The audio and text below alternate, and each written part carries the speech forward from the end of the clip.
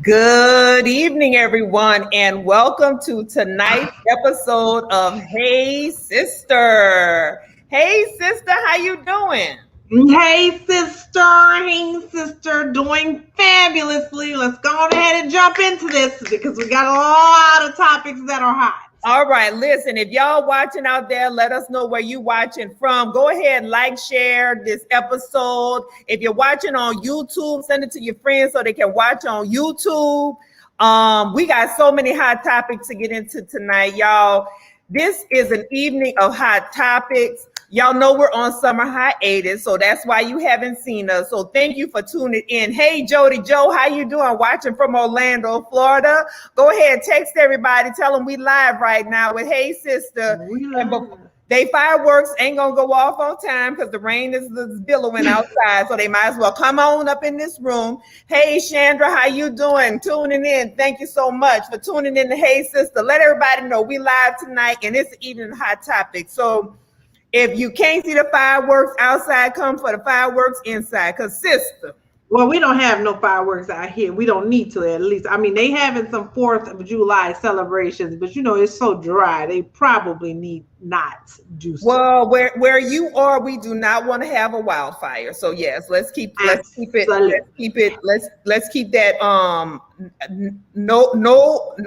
no fires in Arizona. How about that? Can we do that? All right. But these topics.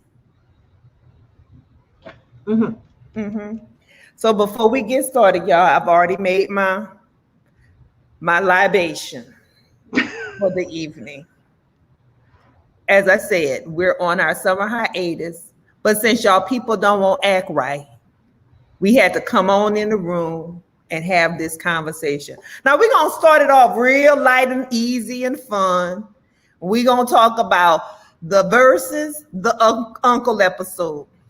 So whether you want to call it the uncle who used to be fly and fine and the uncle who still think he got it at 59, or the drunk uncle episode of the versus battle, whatever you want to call it, with one Mr. Keith Sweat and Mr. Bobby Brown, baby, they put it down the other night. You hear me? If you watch that versus episode, let me know your impressions in the comments. Now, sister, how you missed the verses? Was that Friday night? When was it? Oh, Thursday. Thursday? See, you don't even know. Let me find out exactly when it was, because let me see. All I know is I had an emergency NAA, National Alumni Association call. We had a quick call, so I missed that first good hour when Bobby was doing the I done seen Bobby dancing on everything. Well, when he was doing the New Edition verses, I missed him. But baby, when I got into that second hour, I was all in it because I got, but DJ Cassidy brought me back in. We got some folks out there who watched. Oh yeah, it was on Thursday. I don't know. I was trying to pay. Yes, Lord, they put it down. It was on Thursday. Yes. Thank you for letting us know. Well, it wasn't going down during the 2 seconds I turned in. You tuned in. She tuned in. Listen, Keith, when he got liquor in him, honey. Yeah, because he was no longer Keith Sweat. He was Keith at that point. Uncle Keith. I went on YouTube yesterday and watched it again. It's definitely worth a watch. It's all what versus is supposed to be. It was fun. It was for the culture. It was great energy. But when I heard kind of like when they did at the end, they were doing their little press thing and photos. And when Bobby Brown said that they put their verses together in 48 hours, they had 48 hours to put it together. I was like, that's the real king stuff, as we talk about, the kings of the business. That's some real king stuff, because we've seen people had months to put their versus battle together and couldn't get online, couldn't get right, didn't have the song list right, was on the same stage, couldn't act right, couldn't hear each other, and everything. Them brothers was singing each other's song, was back up for each other, back up dancing and everything else. It was magical. Keith was lit like a Christmas tree in July. Oh, yes, he was. And baby, Teddy Riley. Yes. We because Teddy Riley had a do-over and still couldn't get it right.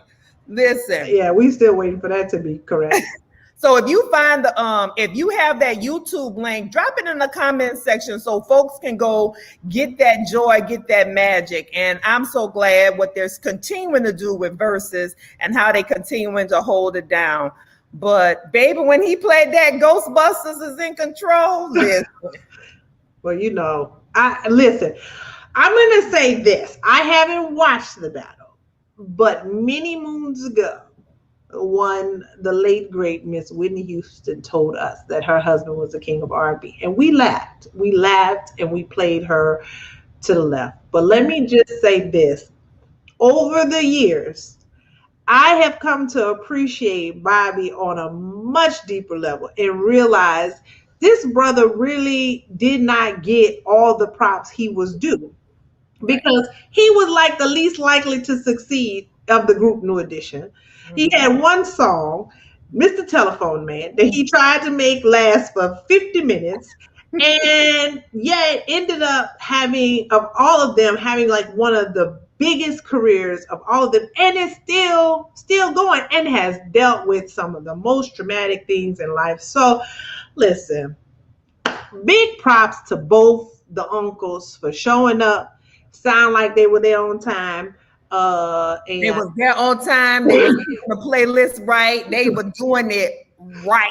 So shout out to that. That's maturity. Look, Jody said, "I am no longer laughing at Bobby." Yes, right. Bobby did that. He did that thing. So, and he still got 2 steps in him, don't he? He will put that little 2 step together. Listen, let me tell you something. If Bobby dropped some LBs, he would be tough.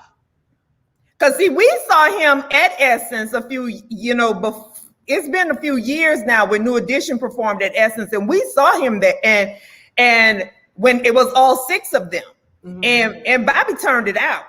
But I'm gonna tell you, did Keith pull out them LSG songs when he did that? Your body, my body, all over my body. We're talking too long about this. We got to Let's go. Okay.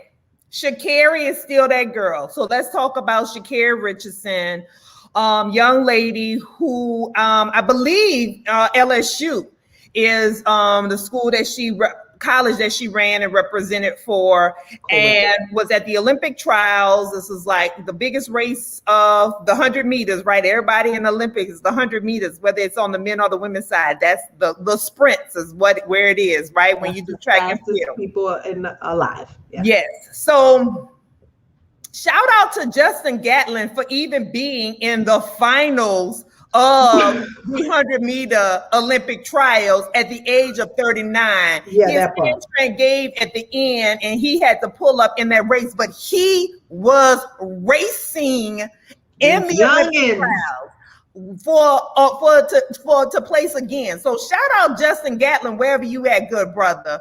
But today we talking about Sha'Carri. So you've all seen the news now. You know that Sha'Carri has a suspension, a 30-day suspension, and which means she will not likely be able to compete for that 100-meter. She may be able to compete because it's only a 30-day suspension when they get to the relay, and she may be on that relay team and run that 100-meter in the 4x100 relay.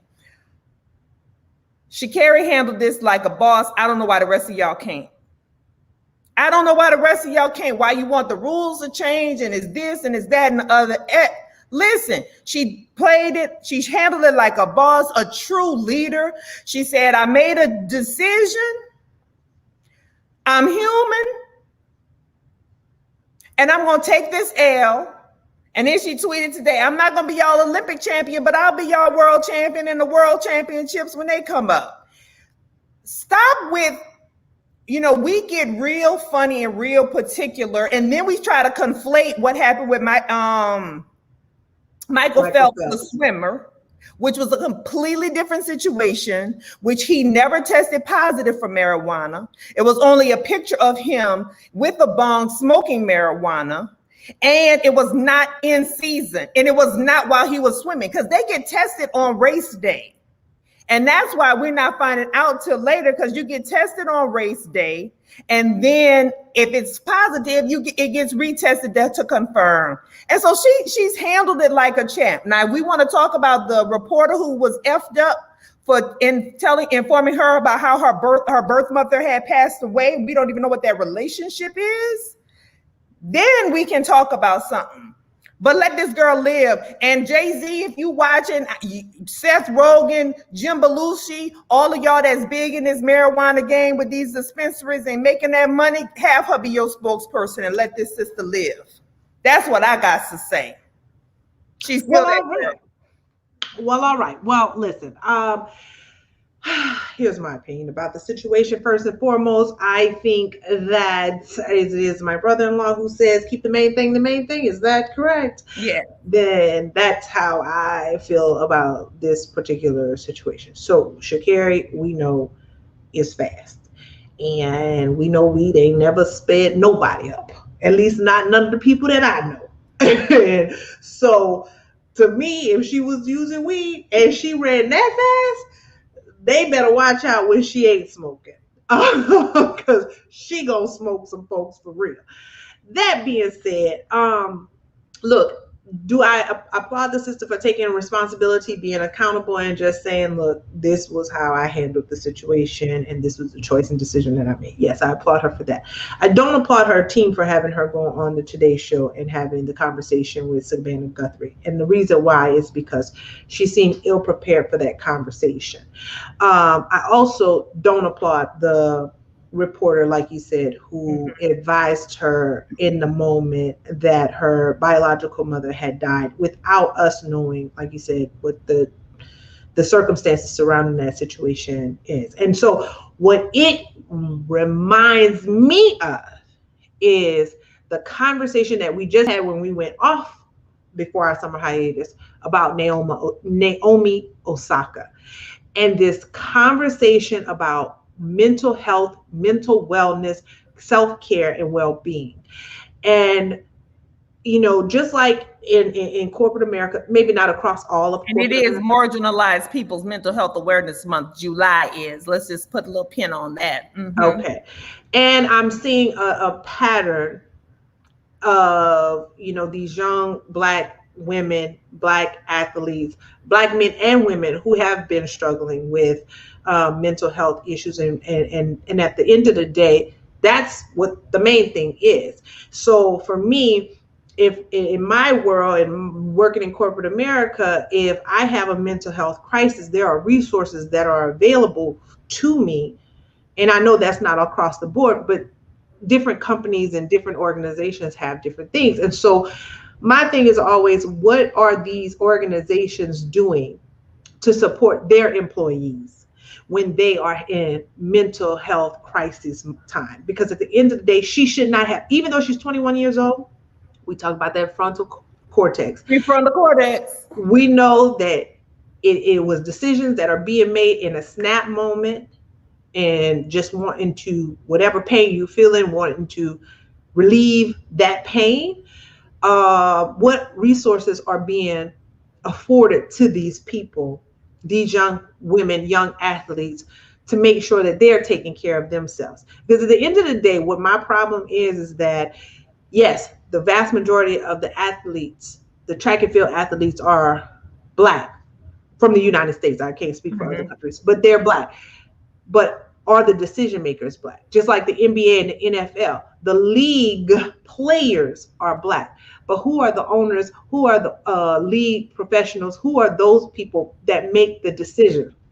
We know that they ain't checking for us on a regular basis. So we always got to be on our A game at all times. But this is an opportunity, whether it's tennis, whether it's track and field, or any other sport, for these players and athletes to get together and demand that resources be given to them so that they can properly cope. Because she should not have been confronted by that reporter with that news. And once it happened, then somebody from her team should have been able to step in and say, let us get you the resources and the help that you need under these circumstances, instead of her feeling like she had to self-medicate in that moment. That's where my issue with the whole situation lies. I feel you on that, sister. And even with the Michael Phelps situation, I mean, he came out there after the fact and talked about his anxiety, his depression, all the things. I mean, he's with a pharmaceutical company with all the mental health things that he's talking about. So all of these young people are, like you said, they're young. Yes. And where are we in this whole country in terms of dealing with coping skills, coping mechanisms? So don't fight. To me, don't fight for her to run because you think that, I mean, yes, are some of the rules possibly antiquated? Okay, sure, maybe they are. But don't fight for her to run because you like, oh yeah, all these other people did X, Y, Z. No, fight for her to get the resources and the help that she needed in that moment. Because what endeared us to, before the trials, a whole bunch of people didn't know who Sha'Carri was, right? So what endeared a lot of these people to her was the moment when she went up in the stands and hugged on her grandmother and loved on her grandmother. That's what endeared us to her. What endeared us to her was the being reminiscent of FloJo and those things. And you told me about the white woman who had something to say about the drug. Girl, we're not about to deal with you. But let's make sure, again, we keeping the main thing. The main thing in this case is that this young woman who is 21 years old, look, she gonna break records. She gonna come back stronger than ever. She says she ain't about to get caught up like this again, and I trust and believe that. But what are the resources being made available for her? Because y'all use these kids, just like this new policy for the NCAA. Yep. Oh yeah, y'all can get endorsement deals now. Y'all can make your money. So who's gonna help them once they get all this money that they never had before? What resources are y'all putting in place? Stop setting these athletes up, these young people up for failure. Well, here's the thing, there's this conversation now because there is a group of athletes, a group of Black female athletes in track and field from Africa. I think it's 3 of them who are not being allowed to compete because they have too high of testosterone. Not that they injected testosterone, not that were not born women, but they have too much testosterone in their body. So it's kind of like it's not. And so people are talking about the assault on these Black women athletes. And here's what we know for sure. There's always been an assault on Black women, period, point blank. Right. So, well, you sent the article about the young lady who had the abortion, and she did not want to reveal that she had an abortion. That's why she missed her drug testing. Now there were some other. Well, she didn't miss her drug testing. She hid from the drug test. No. That's not what she said. That people came and she was recovering from this abortion. Right. So she didn't answer the door. She didn't know. Yeah, she didn't hear them or what have you. Yeah. But whatever. Look, there's some other. Yeah, that's a whole nother situation. There's some other problems there, right? With her changing the dates on stuff. I don't understand what that was about. But the fact that she even had to reveal her private information, and again, can you imagine the mental distress this young woman is already dealing with, because she's like, she had the abortion so she could compete for the Olympics. And then they moved the date after the pandemic.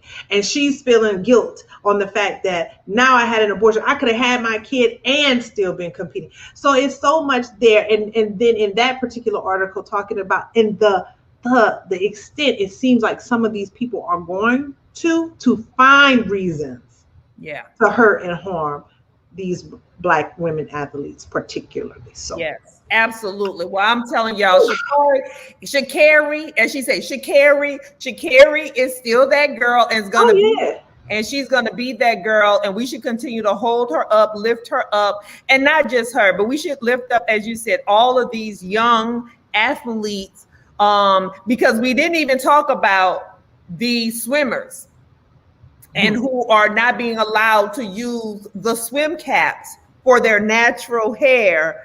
And as someone said, the regular swim caps are real hard to put on. All of this, shout out, it was National Crown Day yesterday on the 3rd. And so you have a company that makes something so that your hair can fit under, whether you're wearing it in braids or whether it's pulled back, however, but the volume of our hair can fit under, and then them disallowing the use of that swim cap, and they have to wear the standard swim cap. And again, keeping the main thing. Why do you feel like why is it this particular assault on natural hair? Again, it's a way to make it where we are not able to live in our greatness. It's just yet another assault on us because we being great, even when they throw so many things at us. So yes, right. And you're right, Lakeisha. Someone should have been a big sis and a better manager. I definitely agree with that. But she handling it like a champ, and she's a true model of leadership. And that's what I'm like. Go Sha'Carri, go girl, you go. Go Oak Cliff, Dallas, Texas. Okay. That was a horrible segue. Go Sha'Carri. All right. Now let's move on. I'm taking a sip because y'all know. I don't even know if I want to do this one next. Let's do a different one next. Okay. We got to do a different hot topic next because that one's gonna take all the rest of our time because it got layers upon layers, honey. Let's talk about the Bonnet Chronicles. I know that is the name of a social media channel or social media conversation hosted by, I think, Tammy Roman, yes. Tammy Roman. Y'all call her of Basketball Wives fame. I call her of Real World Season 2 fame. Okay. But the Bonnet Chronicles, I'm gonna let you say, because sister, when I traveled back home, tell the people about what happened. What Monique had said. I mean, she was just basically saying that we need not be wearing all these bonnets in the airport, and accompanied by the slippers and the sleepwear, the pajamas. And then, you had the artist Tokyo Vanity saying, well, some people are trying to go to funerals or whatever. And Monique's like, yeah, we've always been going to funerals. This is not new. Our people this ain't our history. And so that's what Monique basically had said about it. Now, if y'all want to know what I got to say about it, that's a whole different story. But that's basically what Monique had to say. Well, you make a very good point there and talk about, because our history, especially with travel, because we had limited access to certain things. Yes.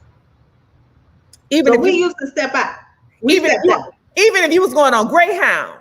Yes. You probably had your little gloves on. With the and your nice little dress with your tuna or egg salad, some fried chicken in a brown paper bag. Okay? Yes. That's not our ministry. It's not our ministry. And just because you can do it, don't mean you should do it. So I'm gonna let you give your opinion first, sister, then I'm gonna talk about it. My opinion is you shouldn't wear bonnets out just like you shouldn't wear hair. When back in the day when folks wore hair rollers out to the grocery store, you shouldn't do that. You shouldn't wear hair scarves. And if somebody says, well, why do we have to be dressed up? This is not you don't have to be dressed up. But I guess where my point is, most people suggest that the point of them wearing the bonnet is to protect their hairstyle. Well, when I get my hair done, I want everybody to see it. That's the point. You just spent $500 to get your hair done, and you're gonna cover it with a bonnet? Girl, this is your time to shine. Let me see what you're working with. $500, girl. And then I know, but your lashes done. But your brows done, but you got on a bonnet. No, ma'am, sis, come on. You coming in, you step through the door. And I just feel like,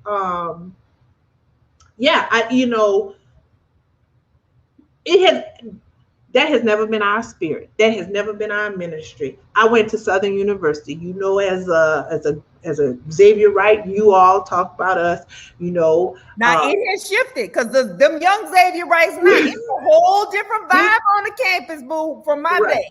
Because we might have went with a baseball cap and some sweatpants. Or we might have went for a test early in the morning if we had a lab class 8 o'clock in the morning or 7 o'clock in the morning, and we had pulled all night and study, and we might have rolled out there in our pajamas, but we didn't have no bonnets on. I mean, when we were, especially like it's they began calling it Pretty Wednesday years later.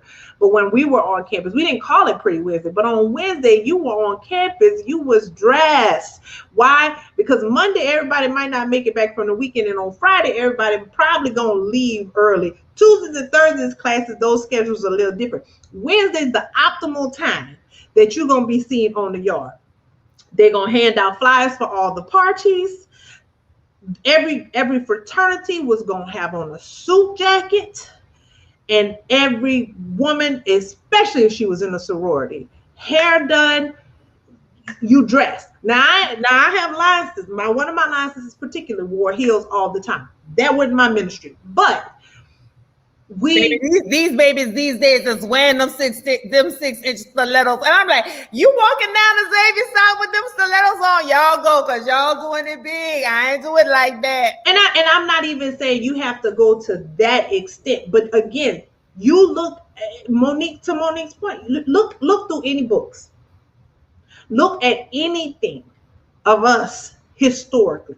Even if you go to the 70s, where we was black and proud, wearing our naturals, we were still showing up and showing out on a regular basis. So nope, I'm sorry. I don't need you to wear a bonnet like you've never been someplace. You are going somewhere. So go somewhere. Show up and show out. Okay, Jody said not the spider legs, talking about the lashes. And Geneva says, I agree with Monique. My grandma and them would have had a fit if I left the house any old kind of way, especially if you left the house trying to travel cross country. Now, I may blame it on Soul Plane. I don't know what it is, because we sure see a lot, especially in the line at Spirit Airlines. But I'm just going to leave that right there. But I'm going to tell y'all something. What we got here? Listen, Market Friday at Spelman. Let me put on some clothes, my makeup, and lipstick. That's all I'm saying. That's all I'm saying. So I don't get, and maybe it's just a younger person thing. But again, you have spent. And it's even the young men. Even young men are wearing bonnets now. There's a whole bonnet gang out there with young men. I don't know what it is, but I'm with you. I'm with Monique. And as Monique, when she had a sit-down conversation with Tammy Roman, and had that conversation about stop trying to make excuses. See, Carrie didn't make no excuses. She owned her stuff. So stop trying to make excuses about you going to a funeral. Stop trying to make an excuse about you just want to save your hairstyle. Stop making excuses for poor choices and poor behavior, right? But I'm just trying to understand, why are you saving your hairstyle? You literally just, like, I was having this conversation with my friend last week. So how much this stuff costs? So wait, you got to buy the hair. You got to pay for them to install the hair. Then you got to pay for maintenance. Girl, look, I don't pay that much for my hair. I just rewatched Good Hair a couple weeks ago, and they talking about some of them was minimum $1,000. Right. And a minimum of $1,000. And that was just to get that first install done. And I'll be looking at leave-in conditioner that's $20. Like, what? I'm gonna need that whole bottle for like a week. That's gonna be gone. Like, I look at leave-in conditioner like this. $20. That's a lot. I'm gonna need to at least get it for 12 or less. So I'm just like, yo, if you doing all of that, why cover that up? Baby girl, shine, girl, shine. Well, okay. Well, Jackie said, I think it was the way Monique said it. I agree with the message, but the way, and then Lakeisha said, it's like they are trying to purposely have the ancestors roll over. I think so. Well, all I want to say is this: as Monique in her conversation she had with Tammy Roman about it, she's not talking about the beautiful head wraps. She's not talking about beautiful scarf adornment. She ain't talking about the sisters who's lost their hair because they've had cancer treatment and they have to have scarf. Because even when those sisters, they stuff be tight, fresh, It's matching the outfits. We know because it's in our history. We know how to adorn our hair beautifully. It's in our history. You can go back in Louisiana history and in New Orleans. They didn't want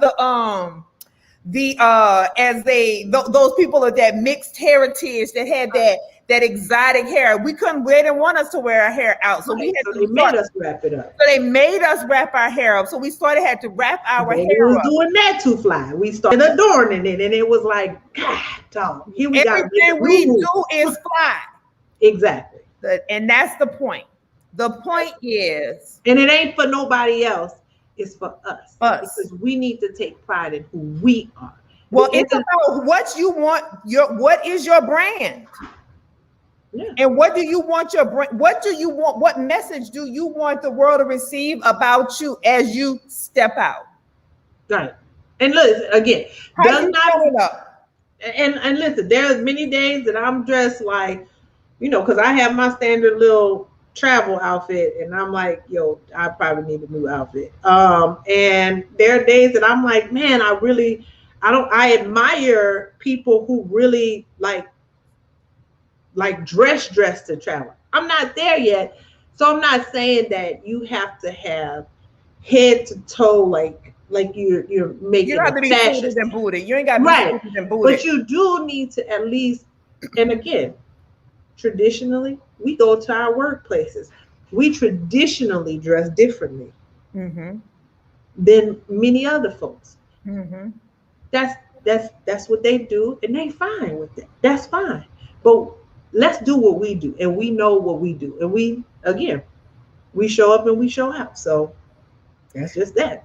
Child, that hot topic took longer than I thought. You guys are tuned into Hey Sister. We want you to make sure that you like, follow, share, and subscribe. Tell folks if they missed this live that they need to come back and watch it later. They can watch it on Facebook. They can actually go to our YouTube channel and watch it there as well. And we want you to keep joining the conversation in the comments, because that's where all the action is going down in the comments. Now, over the weekend, there was a militia. They're not really a militia. They're called a militant group. The Rise of the Moors, that had the highway I-95 shut down all up and through Boston, Massachusetts, or all up and through Massachusetts. I'm going to drop the article in for y'all to read the details of this story, but I'm going to tell y'all right now. The Rise of the Moors is a group that, so this is how you know when we've assimilated too far. They're a group in the spirit of a militia group of such a sorts that goes and does these tactical trainings. And so they said, they're the new Moors, and they had a treaty with the United States. Let's not talk about this treaty from 1786 that expired 50 years later, but we ain't gonna go there with them, because I just Googled the treaty. So if I would have joined the group, I'd have been like, excuse me, sir, leader, Mr. Leader, because that's why you need to get more information before you just join groups and be following people with their foolishness. So they were traveling to go to their land up in Maine to do some of their private tactical training. And they decided to travel at night. And so they pulled over. They had their gas cans in their car because they didn't want to stop at gas stations, because they was dressed in all the army fatigues, and they were filling up their gas tanks. Now, the distance between Rhode Island and Maine ain't but 211 miles, which you could do on one tank of gas. Every vehicle, I think, could get from Rhode Island to Maine if you filled up in Rhode Island before you left. So they had the whole highway shut down because a nice state trooper was like, oh, somebody is on side the road, then they need help, because they got their lights on. They got their hazard lights on, and they putting gas in their car. They need help. He stops to offer help. And of course, then he sees all the guns. The guns were not loaded, but in Massachusetts, you can't even transport guns through their state. That's how their law is set up. What you think of the Rise of the Moors system? I don't. I read the article, and I don't.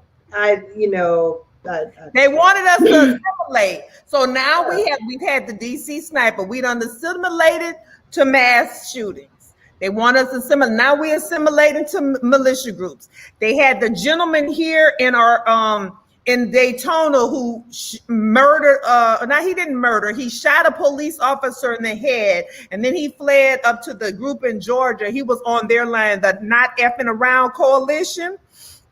He was on their land. See, I'm of the mindset, that's why he was found on their land, because he's supposedly a member of their group. But I'm of the mindset that they were like, oh, $200,000 is what you offer. We're going to tell you where he at on this piece of property.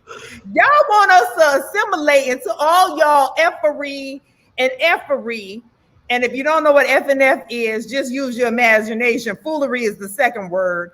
But y'all want us to assimilate to all y'all effery, and we doing it now. But I'm gonna tell you right now, we not claiming all y'all no more. We not claiming you no more. We not feeling sorry. We not embarrassed. Y'all have assimilated to the effery of these United States of America. Happy Independence Day. Deal with your consequences. Well, all I'm gonna say is I don't understand how this escalated into 9 hours. And I know if I were on the road, because some of them ran into the woods. Yes, 2 ran into the woods. Like I said, they probably had warrants out for their arrest. That's why they was like, "Yo, gotta go." Because they, despite the treaty that was made with this nation, they were like, "I think the treaty was made with Morocco." Let me Google it. Y'all Google the treaty right now. The treaty with Morocco from 1786. You and your little funny juice here. Got you. I'm sorry, my leg. Listen, because they got my nerves, they got my energy up way high, they got my nerves bad. Because I'm like, why? Well, why? The question, the question they're members of this group. I looked at the treaty today because I wanted to understand, well, what obscure treaty are they? Why do they have a Moroccan flag when they here in the United States? Like, what is this? Who are these brown people who think they're the New Morris? I looked up the treaty today, and bullet point number 25 said the treaty only lasts for 50 years. And the treaty was written in 1786. Boo, it's 2021. What are you? What? We have a treaty with your country. Again, so applaud them for not having their guns loaded. My biggest issue is that you're actually carrying enough fuel in your vehicle to fill up. That's where I have questions. And I get it. You don't want to support the man, but no, you wanted to, well, if they put them in gas tanks in their car, why didn't they just fill up the car?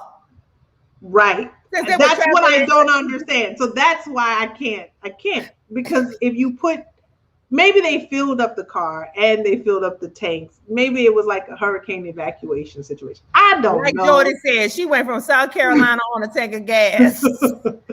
Maybe their cars are not fuel efficient. Listen, on the least fuel efficient vehicles in an SUV, you usually get 300 miles to a tank of gas. And from Rhode Island, I don't know what part of Rhode Island they were going to. Girl, you know Rhode Island ain't but 40 miles across. So again, this is why we're giving this topic way too much. Let me move on.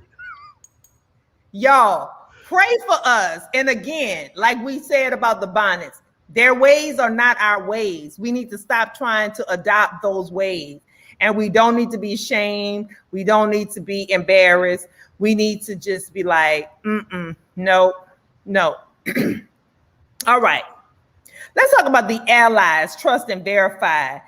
So one Miss Rachel Nichols. See, now this one came out a whole year later. Y'all might know Maria Taylor on ESPN. She's the African-American Black woman who has been doing the commentary, as well as she does one of the shows on ESPN, the Countdown Show, but she's also in these finals this year has been doing the Pre-game, post-game stuff. There you go, pre-game, post-game, and all that good stuff. Well, you know, one Rachel Nichols, who also does one of those shows on ESPN, has some things to say. And last year in 2020, that has now been brought out to the public because a regular employee at ESPN who heard some of the tapes, because she was caught on tape with the conversation with one of the other executives at ESPN. No. He wasn't an executive at ESPN. He's one of LeBron James's folks. Yeah, because she was trying to get an interview with LeBron. Yes. Anyway, here the basic thing. She says she an ally. She's on the air with them brothers who are former NBA players all the time. She's interviewed these NBA players on a regular. But when the sister was like, well, no, we're going to tap her to do this, then she had some different things to say. I don't know how much you want to say about this, sister, because that's your former employer.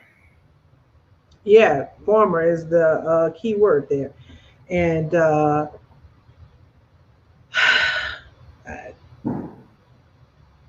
like I tweeted out, basically, if this is what happens to the on-air talent, these are the type of things that on-air talent has to deal with, then you can imagine what the rank and file employees have to deal with. ESPN has seen its fair share of diversity, equity, and inclusion issues over the last several years. And I can tell you this particular situation resonated with me because many, many moons ago when I did work for that company, I was in a diversity training course, and there was a young white woman who indicated that how she had gone for a job that she did not get. And when she went to the boss and she talked to the boss about it, they basically said, oh, we had to give it to the Black person or whatever, fill in the blank. We had to give it to them. You know, it was a minority hire or affirmative action, you know, all the buzzwords. And I said in that class, I was like, you know, that seems like really easy for a boss to say, and like they say it and you just believe it, right? So in this case, oh, we had to give it to Marie. Oh, no, not we had to. Nobody even told her that. She surmised they had to give it to Maria Taylor because they've been dealing with such bad press and so much in terms of diversity and inclusion. They had to give it to her. And I mean, I understand because, you know, as a woman, I get it. But, and as somebody pointed out, and I was trying to find the tweet because it was so good, like the lady was like, you know, you think that because you worked hard, you deserve this spot. But she did not work hard. She was just given it because they were trying to fix some diversity and inclusion issues. And they're like, and let's be clear, and I'm trying to find it. Oh, because they pointed to who this lady's, like, she's the and Maria is in her contract negotiations right now, and she's like, no, I want Stephen A. Smith money now. And so she may or may not continue to be on this network. However, the audacity. So now you want to reach out and you got something to say. You want to apologize. But whoever was that sister who was holding it down in the AV team who sent Maria a copy of the tape, thank you. And I know I was trying to say Rachel Nichols. I don't know who they were mentioning the fact that she is like the daughter-in-law of somebody. I can't remember. And it's like, you don't understand that there's a lot of privilege associated with how you got to your position too.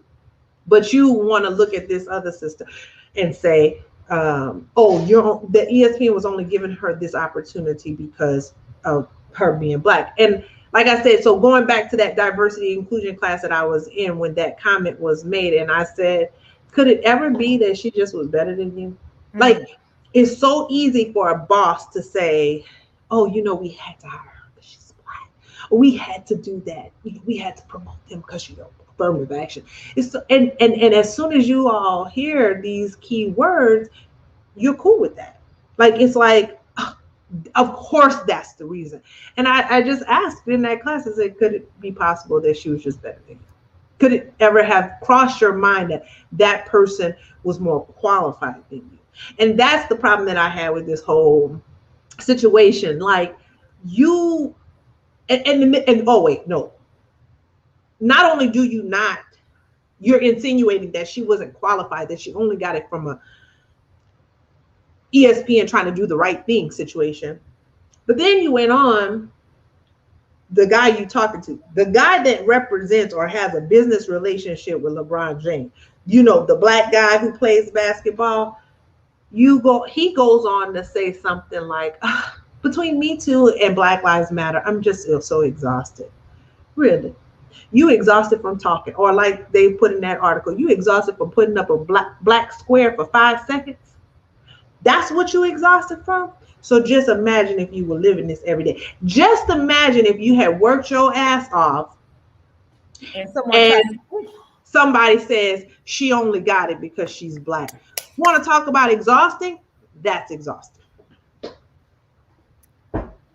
So they might be your ally, but you need to trust and verify. That's all I got to say on that. I'm done with it. You said what needed to be said. I dropped the article in the comments. Y'all can go read about it for yourselves.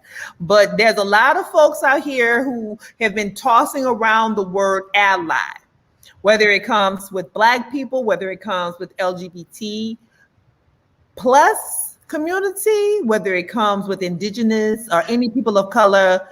They've been tossing around this word ally. Trust but verify. Well, like my friend Kimberly has said before, you know, I don't want an ally. I don't want an ally. I want an accomplice. I want somebody who is going to be in the trenches with me. I want an accomplice. I want a partner. I want some ride or dies. Right. That's what we want. And then she's going to say, oh, she understands why Maria, she reached out, but she understands why she may not want to talk to her. Yeah, girl, we ain't got nothing to talk about because you let me know. And the only reason that I know how you feel is because you were too careless not to turn off your videotape. And you were too careless not to let it go stream to the servers. And I guess you never thought anybody would ever hear it. So no, I don't want your apology. For what? Mm-hmm. I know how you really because you're not apologizing for what you say. You're apologizing because you got caught. And so that's the difference between, as we talked about at the top, Sha'Carri and some of the other y'all. Some of the rest of y'all apologize because y'all got caught versus owning your stuff. Right. All right. So have we moved on to the last and most challenging? Y'all know we had more hot topics to go, but we knew that this one right here was gonna take up some time, and because they got layers to it. So one, Mr. Bill Cosby, also known as Bill the Pill, because he admitted in a deposition that one thing he would do is he would give women pills or quaaludes to loosen them up, to get them comfortable. When he met with them privately, whether it was in his home, whether it was behind, backstage, whatever, these are the things that he admitted to in the deposition.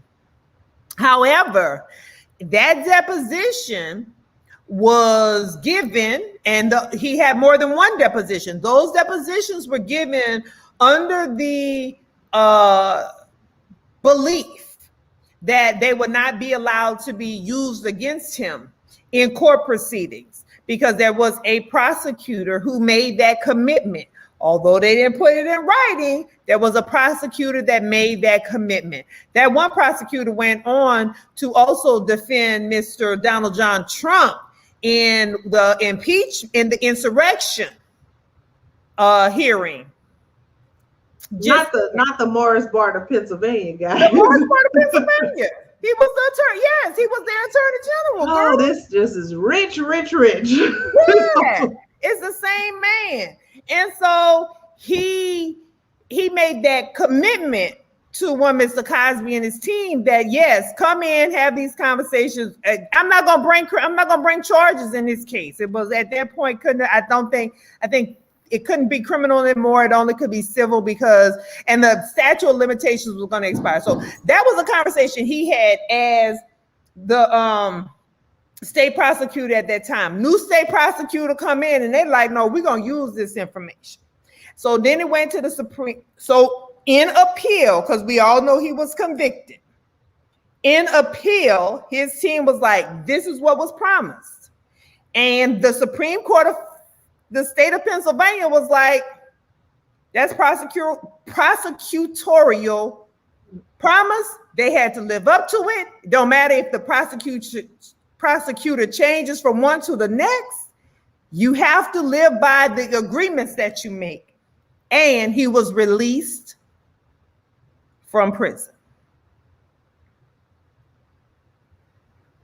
Did I miss anything, sister? I mean, there's a million things because this is the most intricate, convoluted situation ever. Well, I was trying to get that was a great summary, sister. I was trying to get it out in the summary form of the legalities of the situation. Because here's the thing: we talk about the justice system.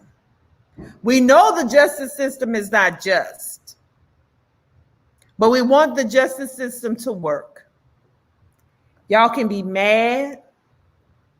You can hate what happened in this situation. I know victims were triggered by this release, but it is what the justice system is. And so as you mentioned, my husband always talk about keep the main thing the main thing. The main thing is our justice system is jacked. And that's what we all need to be fighting for. And now we got these people in office as it relates to voting rights, who now these states are passing these laws that will allow them as state legislatures to override, right? Because it'll be legal. That's part of the justice system, legally, right? Mm-hmm. They'll be able to override local election officials. Yo, we need to wake up and we need to fight for the right thing. Bill Cosby did some despicable stuff. I was gonna say another word, but it's stuff. But it's not about that. It's about this justice system that is unjust. And we need to fix it all the way around. We need to fix it so that there's not a statute of limitations to report rape and sexual crimes. We need to fix it so that they don't make these promises to criminals and make these deals with criminals. That's the things we need to be fighting for. That's what I got to say about Bill the Pill. And I still think the Cosby Show should be on TV because I enjoyed the Cosby Show and I still want a different world and I still want a different world reunion. Not reunion, I want a different world reboot. Thanks. Yes, and I do too. And I want to write it. And I know that I've talked to one of my friends in depth about it, and one of the things we've talked about is because Bill Cosby is associated with the original, it would be very hard for anyone to come out and say, let me do a different world reboot, although we know it's desperately needed because we are in a time where unfortunately a lot of our students don't understand enough about the HBCU experience, and that was something that we had. But I digress. Back to William H. Cosby Jr. So you said it all. I think that's where I kind of landed on this situation. So do you want to go to the subtopics we have under here? Yeah, I am. I was gonna say, yes, I want to go to the subtopics. Oh. But I wanted to say, at the end of the day, Bill Cosby is going to die in a few years. I mean, we're all going to die at some point. And I'm not trying to expedite his situation, but I'm just saying he's an old guy. And he was already dealing with a lot of health issues, it seems. He's going blind or what have you. So he'll go home, he'll die. He did serve 2.5 years or so in jail. And when you think about the sentence he got, if I recall, it was 3 to 10 years. So in theory, he almost served at least the minimum of that sentence. May not be cool, and we may not like it, but again, keeping the main thing, we have a justice system that was never built to protect children and never built to protect women. We have a justice system or marginalized people of right. all ilks, meaning or marginalized people of all ilks. Black people, indigenous people, people of color, period. Right. Yeah. We have a justice system that, just like our campaign and election system, the more money you have, the better off you are. We have a justice system, or a system of laws that are intended to hurt and harm those who are already hurt and harmed the most, and really protect a lot of people who don't deserve protection. And so if we're going to be mad, we don't have to be mad at Bill. Bill going to go home and die soon. But we need to be mad about the fact that this system continues to fail us. And the only time we get outraged about it is when it's Bill Cosby or O.J. Simpson. Like, do you know how many innocent people are sitting in jail right now? And do you know how many guilty people out here walking every day, predators who abuse the young girl who had been in Florida at the bus stop? 30-year-old man tried to kidnap her at the bus stop, had already been to jail before for sexual crimes. The man who shot the police officer in Daytona Beach, is 29 years old and has over 20 arrests. Right. So a range of things. So there are issues in this system that need to be addressed. And we shouldn't just be outraged when it's Bill Cosby. Yeah. We should be outraged anytime someone who is innocent is behind bars, and when someone who is guilty is walking around here free. Because the young man who was the swimmer, I can't remember what Ivy League school it was. Stanford, who raped the girl in the dumpster. Yes. Behind the dumpster. And people saw him. Right. And people reported. And they had a trial. And the judge said we shouldn't ruin his life. And the judge said we shouldn't ruin his life. You should have a problem with that. Jaime says, my stomach turns on this topic as the father of 2 girls. My stomach turns on it as a mother of one and as a woman, period. Right. As a woman, period. But, one Mr. Mark Lamont Hill and Judge Joe Brown had a conversation about it. I dropped the link in the comments for y'all to go take a look. Y'all make sure y'all look at these links that we drop in the comments, because we drop these things here for y'all to go and look and see what others are saying about some of these topics. Child, I'm just tapping my prefrontal, lobe right here, because I just need to have some high executive function on this, because woo, sister, what say you? These brothers.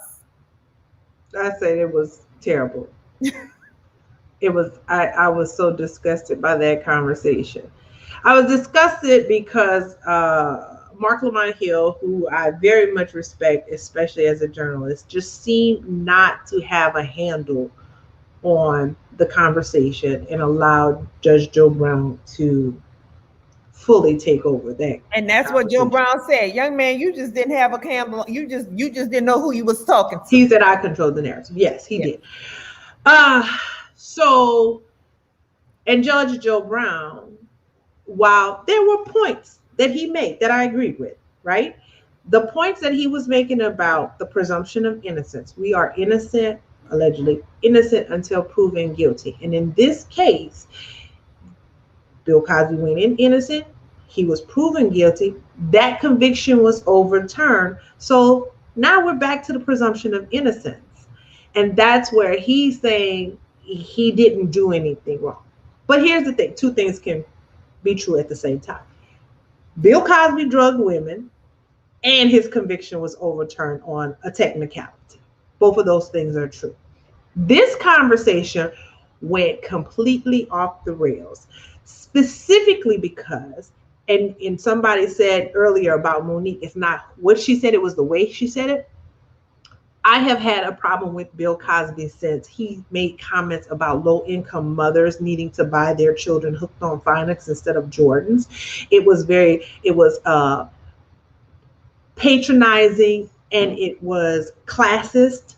And Judge Joe Brown, in the same way, made some very disgusting comments about these women and the things that they've done. Like, he was speaking as if he's been going to sex parties where drugs have been being handed out on a regular basis. Because I don't know what you're... And it was back in the 70s and 80s, honey. We've all heard about this lore of Studio 54. We have. However, and we know Rick James told us cocaine is a hell of a drug. It is, and all of that is true. But the way he was talking about these women, I'm disgusted by that. Yeah. Because it's misogynistic. It's patronizing. It's suggesting that the responsibility only lied in the hands of the victims, and that's where my problem is with him. And Mark Lamont Hill couldn't seem to articulate himself well enough to say, hold the hell up. I understand what happened in the 70s and the 60s and 70s and 80s when you were a young gentleman out there wilding out and what have you. And the truth of the matter is, whether we like it, was wrong. But whether we like it or not, one of his points was laws have indeed changed. So today's laws say, yeah, you know what? You have to have consent. There was a time where that didn't have to be a thing. I mean, little girls were 12 and their daddy was like, here you go, have her. She can be your wife and bear you lots of kids. So laws have changed, albeit slowly. Many laws have changed. So sometimes it's important to put things in context.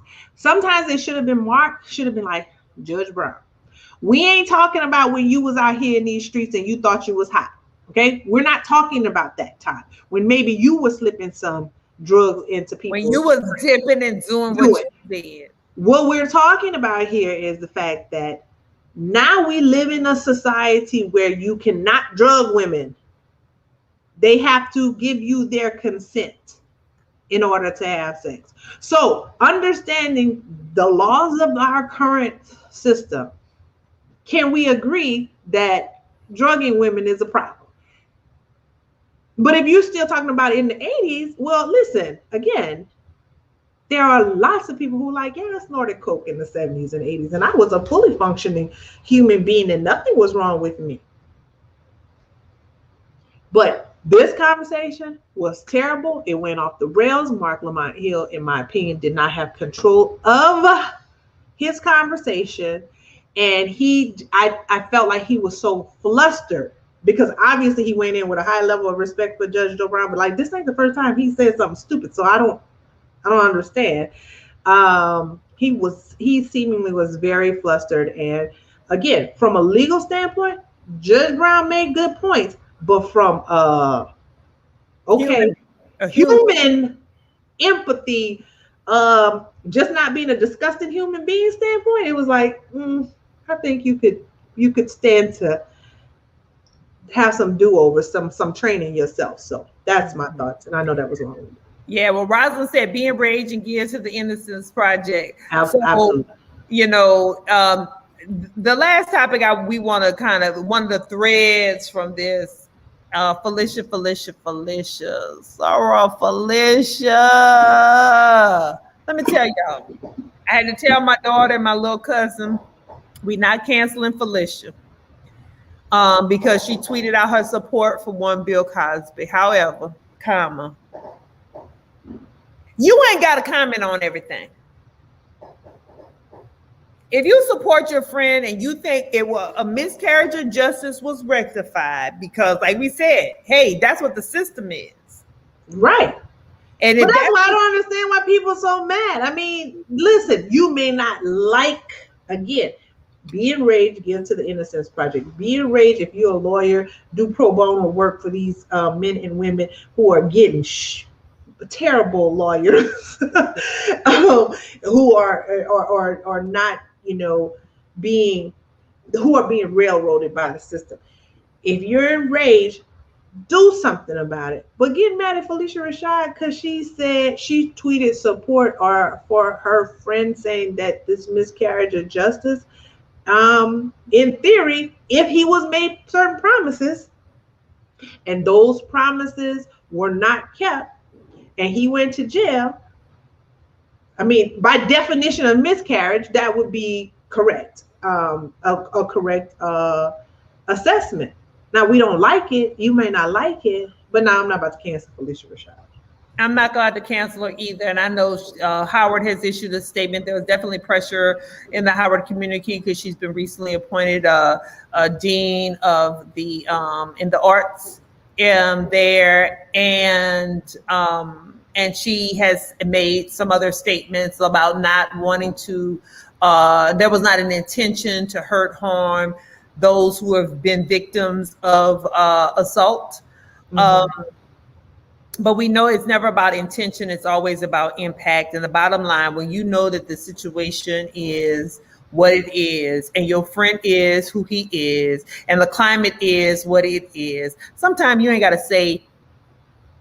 Well, no. that is true. That is true. However, let me be clear. And this is just my opinion. Obviously, Felicia has a relationship with him that other women did not have, because clearly she didn't have any. I mean, she played his wife. There was a lot of tender moments between them on the Cosby Show. Obviously, she didn't have that experience with him. So in her mind, these are maybe amount to lies up against her friend, because the friend she knows and antithetical to what she knows him as a human. Right. But again, now my problem with the Howard University is the Howard University, every chance y'all get, y'all hollering about Felicia Rashad and Debbie Allen and Taraji P. Henson and Chadwick Boseman and coming out of y'all school now. Now you can't have it both ways. If you're not going to have this woman to serve in this newly appointed position because of this, then be clear. Don't try to make any more money off of her name, because that's also problematic. She has the right to feel about her friend how she feels about him. And we have the right to say, homegirl, that ain't cool. Like, everybody has the right to feel what they feel. But unless she is legitimately broken the law or failed to do something based on the contractual agreement that she has with that university, I don't know why they necessarily felt the need to jump in the way they did. But no, I do know why they did. Yeah, absolutely. Well, that is the last of the hot topics that we have. We didn't get into Nick Cannon having all these damn cheering with all these women. We didn't get into them not renewing Lovecraft Country for another season. Oh my gosh, right. What was that about? I'm sorry. What is that about? Listen. Y'all already know how they do us, because they didn't renew Underground but after 2 seasons. Remember? Let's not even go there. But Underground was, I understood to the degree, because it was costing a lot, and let's face it, it was on like what is it, the Chicago channel, WGN or whatever. Yeah. And it cost like $1 million an episode. They ain't had no money. But HBO got all the money. What? And what? Legitimately? Lovecraft Country? For real? Now that I done got all into it.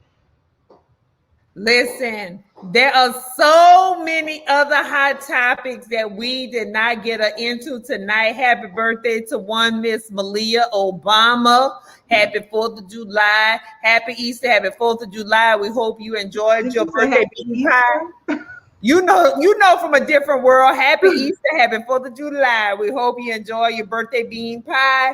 Girl, we hope you enjoyed your birthday bean pie. There's so many other hot topics that we didn't get into tonight, and we still went over this hour because they were just so hot, and there's just so much to talk about. Yes, Rosalind, you're right. We do pay for HBO, so these folks who love craft country, look, this is gonna be hard because Insecure about to come with this last season, but we got to show these people better than we can tell them. We got to do. What network is gonna rise up? Right, come on, Netflix. Y'all got some money. Come on, Netflix. Y'all got money. We didn't even talk about Kenya Barris canceling getting out of his deal with Netflix because there won't be another season of Black AF and all the things he had. But the things he had brought to Netflix, he brought the Deion Cole comedy special, which we both loved, to Netflix. There were other things that he was bringing to Netflix, but now he won't be there because he's like, Netflix is not as the edgy as it's not the home that he thought it was gonna be. So y'all rise up as we talked about it, from the Olympics to the airwaves. We have to rise up, and sometimes you got to show people better than you can tell them. And so let's see what these networks doing out here. Come on, y'all. We gotta. Don't worry about Bill Cosby. Listen, Bill about to go to glory, so don't worry about him. Let's do some other things with our collective energy, child. Let's do some other things with our collective energy and our collective dollars, so that we can have the content creators that we want, so that we can have the avenues that we want. We didn't even talk about the Black TikTokers protesting and all of that. And they can't even the white folks can't even come up with a dance to the Meg the Stallion song, right? Because all they know is how to appropriate and not appreciate.